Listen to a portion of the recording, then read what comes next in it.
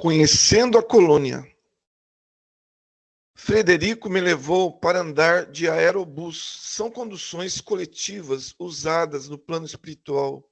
Em quase todas as colônias há aerobus de 3 tamanhos: o grande, o médio e o pequeno. Como não tenho com o que comparar este meio espetacular de transporte, poderia dizer que é um ônibus com mistura de avião, sem barulho, sem poluir, confortável e muito limpo. Não tem asas, tem os lugares certos onde param, descem e sobem passageiros. Há os aerobus que transitam só pela colônia e outros que vão de uma colônia a outra e da colônia à terra. Aerobus não transitam pelo umbral, só em raras exceções, mas vão a postos de socorro localizados no umbral.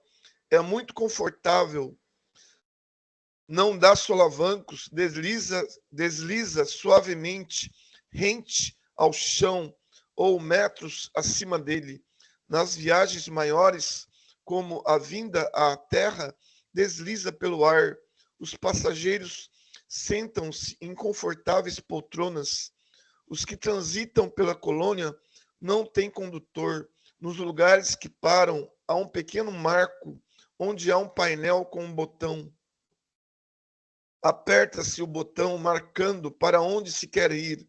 O primeiro aerobus que passar com destino ao lugar marcado para.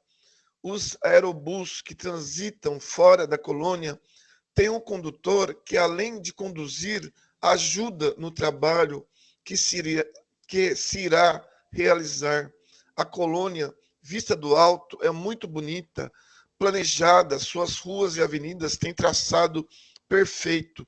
Os prédios são harmoniosos e todos ocupados, servindo à comunidade. Gostei muito do passeio. A colônia São Sebastião fica no espaço espiritual, acima da cidade em que vivi encarnada. Estranhando a colônia ter um nome de santo, perguntei ao Frederico: Frederico, por que a colônia se chama São Sebastião? Patrícia, são inúmeras colônias pelo Brasil e pela terra. São como cidades, tem que ter um nome para facilitar. Nomes não importa, são designações. Ao ser projetada, há tempo, seus benfeitores a chamaram provisoriamente de São Sebastião, para não dizer paraíso, que poderia ser confundida com paraíso-céu. Pronta continuou sendo São Sebastião. São é título dado ao bravo guerreiro Sebastião. Esperam os benfeitores que todos os moradores da colônia venham a ser bravos guerreiros e vencedores dos seus defeitos e vícios. Recebi de presente alguns bônus horas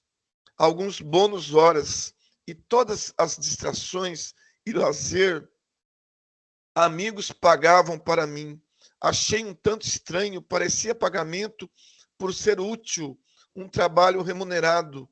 Um dia, ao voltarmos do teatro, me acompanhavam Maurício e Antônio. Indaguei-os: que é realmente bônus hora?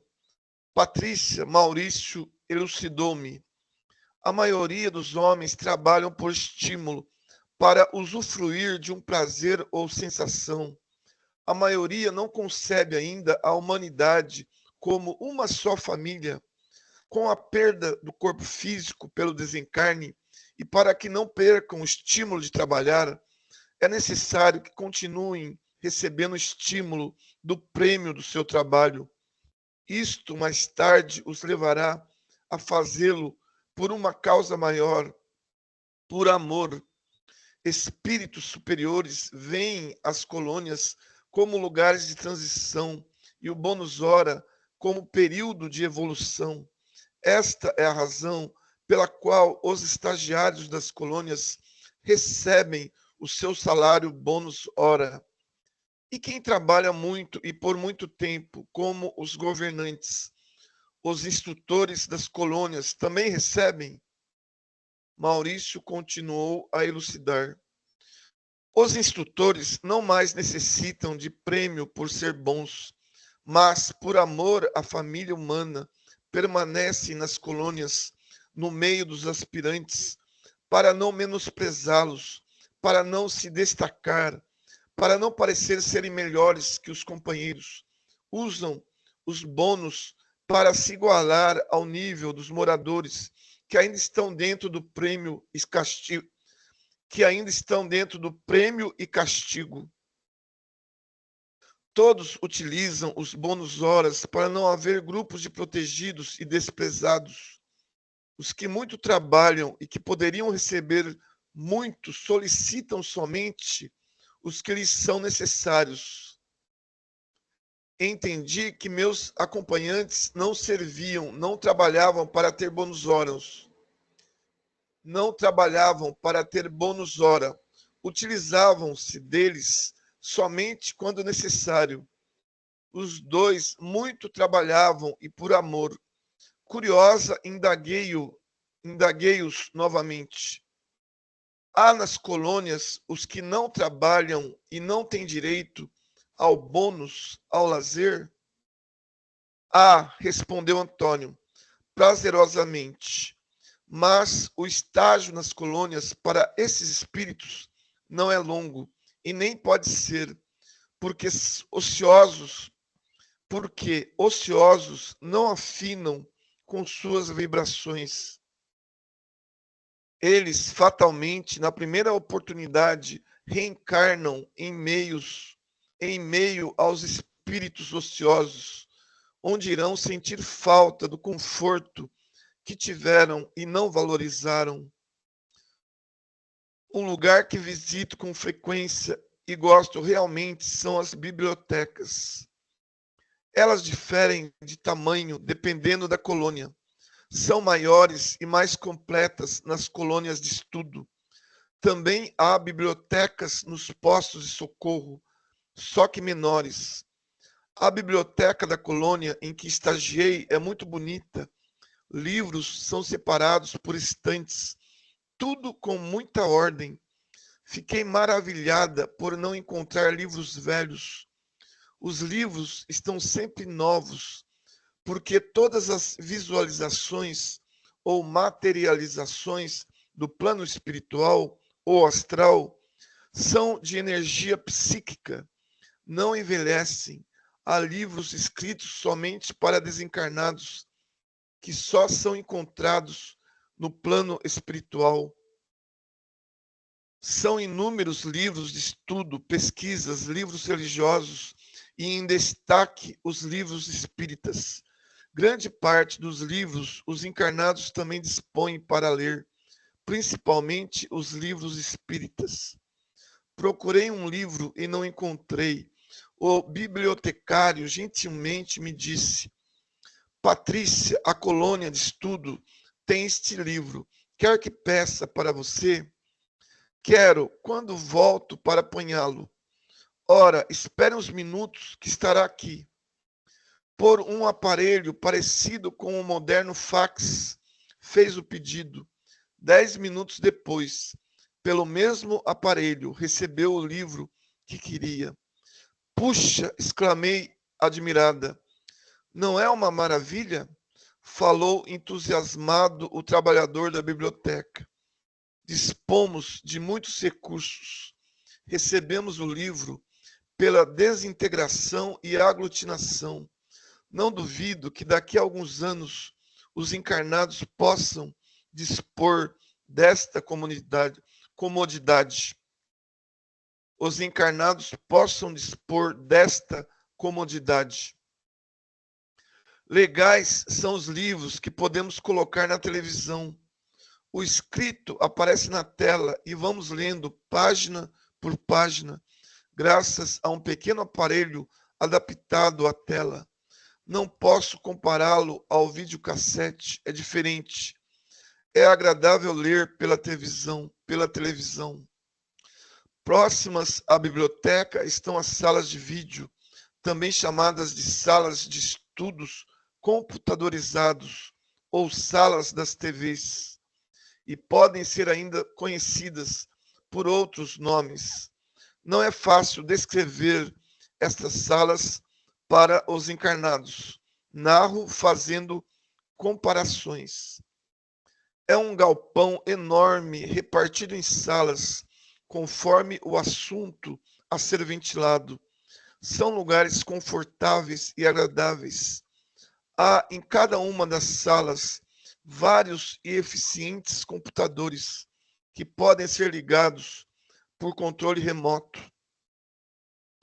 Na frente de cada aparelho há 10 poltronas muito bonitas e confortáveis. As telas variam de tamanho. Se queremos ver ou estudar um assunto individualmente, regulamos a tela ao tamanho pequeno. Fica como uma televisão de 20 polegadas. Se é para um grupo, regulamos para o tamanho médio. Se é para muitas pessoas, para o tamanho grande, variando de 2 a 5 metros. As salas não são tão altas assim. Tem somente 3,5 metros. Estes aparelhos podem ser locomovidos se for necessário para a projeção maior. São várias salas com assuntos marcados na porta de entrada. Os temas para estudo são sobre as colônias, perispírito, química, física, terra, planetas, etc. Uma sala interessante é a das religiões e da Bíblia. Ao irmos a uma dessas salas, escolhemos um assunto para pesquisar. Exemplo, o olho humano. Podemos escolher a programação, fácil, explicativa ou completa. Ao escolher a fácil, aparece na tela resumidas as explicações básicas sobre o olho. É narrado com algumas partes escritas. O olho é desenhado em todos os seus ângulos. Se a pesquisa é individual, coloca-se o fone de ouvido para não atrapalhar os outros pesquisadores. Se escolher a explicativa, a pesquisa aparece com muito mais dados. A terceira fase, a completa, a difícil, é assunto para profissionais. Tudo é muito esclarecedor. E se por algum motivo não se entendeu a pesquisa, encontramos sempre nessas salas estudiosos, mestres que têm o prazer de orientar e ensinar. Há a sala para distração, que tem desenhos animados, bons filmes, alguns que encarnados veem, outros feitos por desencarnados. São de histórias bonitas, que instruem e divertem. Há a sala de jogos eletrônicos, são para lazer. Os orientadores dessas salas procuram esclarecer os frequentadores da sala de jogos, porque estes jogos são para educar e distrair, e não para levar a excessos. Os vícios são todos combatidos. Comparando, podemos dizer que essas salas são uma mistura de cinema, televisão, computadores aperfeiçoados. Só não usamos do bônus hora para entrar nessas salas quando vamos em pesquisas da escola ou de curso de estudo. Este é bem frequentado pelos estudantes. Quase todas as colônias têm estas salas. Não as vi em postos de socorro.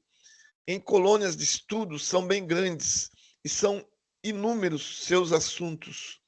Gostei e gosto muito de ir pesquisar nestas salas. Conhecendo encarnada o cinema, a televisão e o computador, encantei-me diante desta tecnologia.